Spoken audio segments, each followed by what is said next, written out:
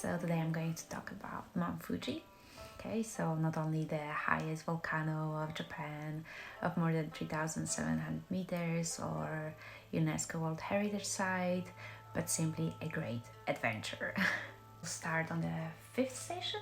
Okay, this is where the direct bus from Tokyo takes you to, but I'm going to discuss step by step how to get to the top from the bottom. Okay, so step one, when to go.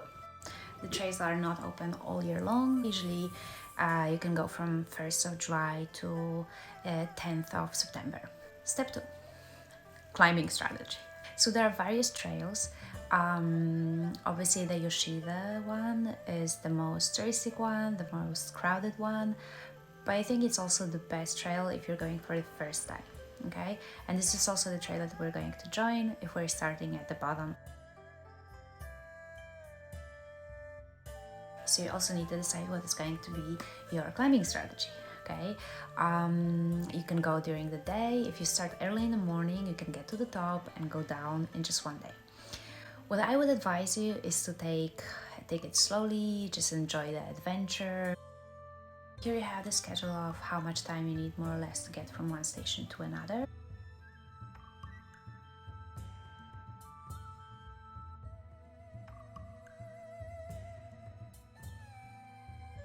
So when it comes to lodging as well, we stayed on the 7th station in Tomoekan lodge. Okay, I definitely recommend this one. It was really cool. On the side it says that you get a private room, but it's more of a private space or private sleeping area. Okay, so I'm posting here some pictures so you can decide for yourself if you're more of a private person, if this is an option for you. Okay, so the price is around 60 euro per person per night. If you want an option with a meal, it's going to be a little bit more expensive if you want to have a room with 2 meals. In this case, you would get a dinner and then they would also pack a breakfast for you for the way. So step 3, what to take. Remember that there is a great difference of temperatures between the bottom and the top of the mountain. So you really need to take clothes to change.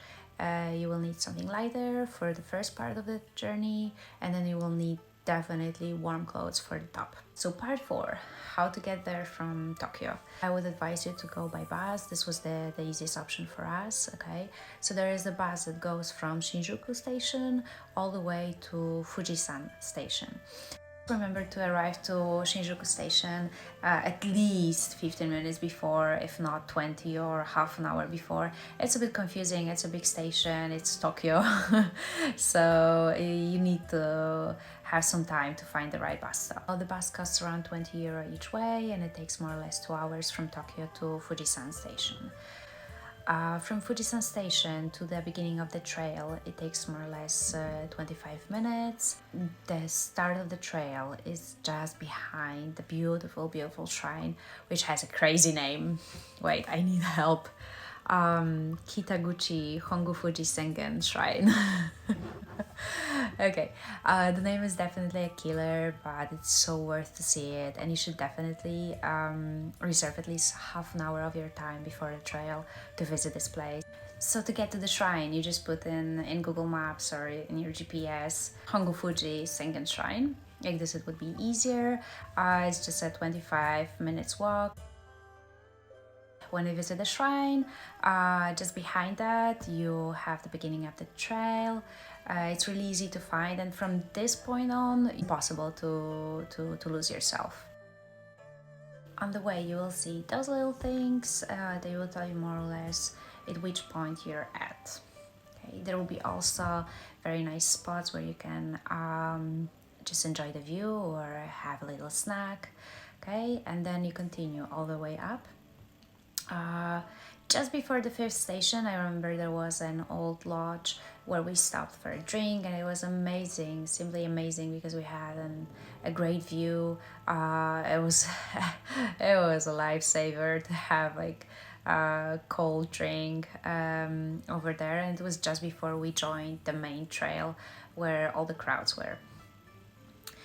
Then from this point, there is more or less 2 hours that you still need, or 1 hour and a half, to get to the 7th station.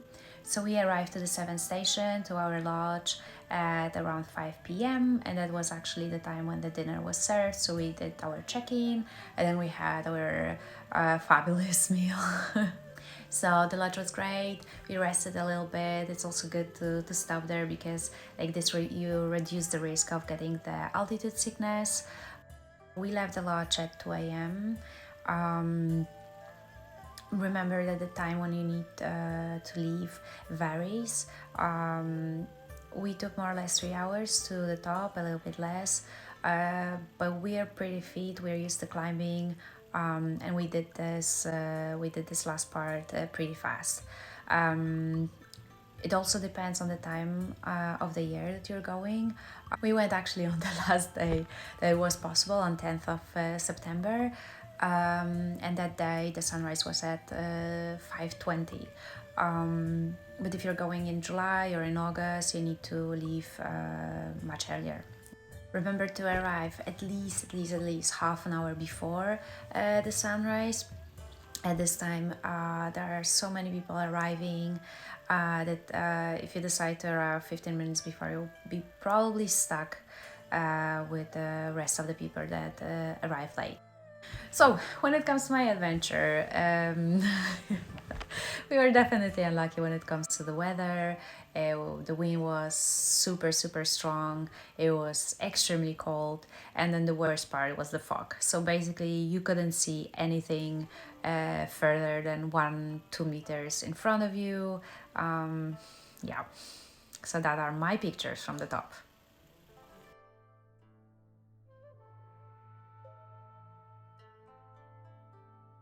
The way down was a little bit more fun than the peak.